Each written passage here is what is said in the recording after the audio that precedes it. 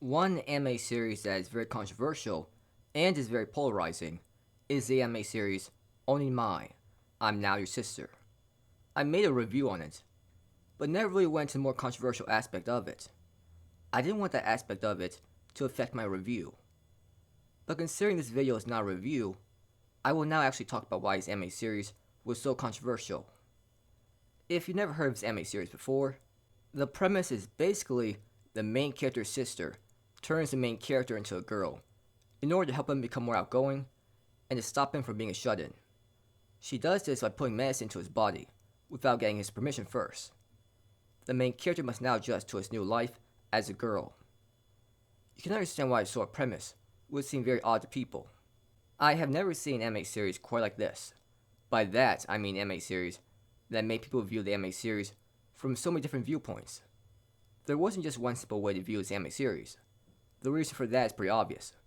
Gender is a sensitive topic, and it's going to cause people to see it from so many different ways. Let's talk about how people view this anime series. The first way to view this anime series, and the way the creative series probably wants you to view it, is as a wholesome slice of life anime series, where a loner is trying to become more outgoing and make more friends. It's supposed to be inspiring to people who are shut-ins and don't have much of a social life. It's supposed to be relaxing, seeing cute girls do cute things. You're intended to see it this way. But of course, certain events make people view this anime series as something different than that. The second way people see this anime series is just as a sexual fantasy made to appeal to guys that are into this sort of thing. If you hear someone describe this anime series to someone who has never watched it would probably go like this. The main character's sister turns the main character into a girl without his permission, and now he's forced to live life as a girl. He hates it at first, but over time, his mind slowly becomes more and more girly, and now he's a girl in both body and mind. If you heard someone describe something like that, you would think, this is clearly sexual fantasy for guys that wish they could be turned into girls against their will as well. They wish they were the main character experiencing this. There are certain things that help support this argument. Why turn the main character into a girl? If you really want to help him, and have him not be a shut-in anymore, then turn him into a younger guy, and slightly change his appearance, so that he can attend school again. If you have the power to turn him into a girl, then you also have the power to turn him into a younger guy. By turning him into a girl, and make him slowly become a girl in both mind and body, it seems like the writer of the series is trying to appeal to guys that clearly are turned on by the scenario. Also, no guy would just accept this. He would go crazy and demand his sister turn back to normal. By just accepting this in a spineless way, again, it makes the whole thing just seem like a sexual fantasy. The overall vibe of this anime series feels odd. It feels like a relaxing slice of life anime series, but it's also clearly serving as a sexual fantasy as well. The third way people view this anime series is just lolly fan service, masquerading as wholesome slice of life scenes.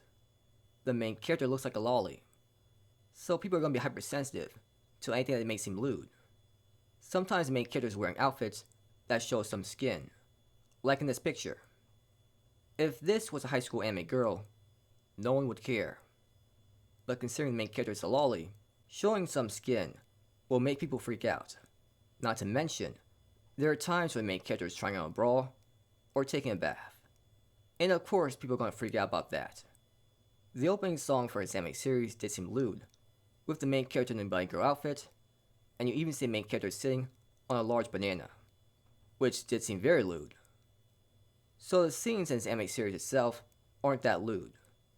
But considering the main character is a lolly, every small thing the main character does may seem lewd to watch. The fourth way people view this anime series is if someone didn't see this anime series as sexual at all, and just saw it as a positive anime series supporting transgender people. You would see it as the main character slowly coming to realize that they are a girl deep down.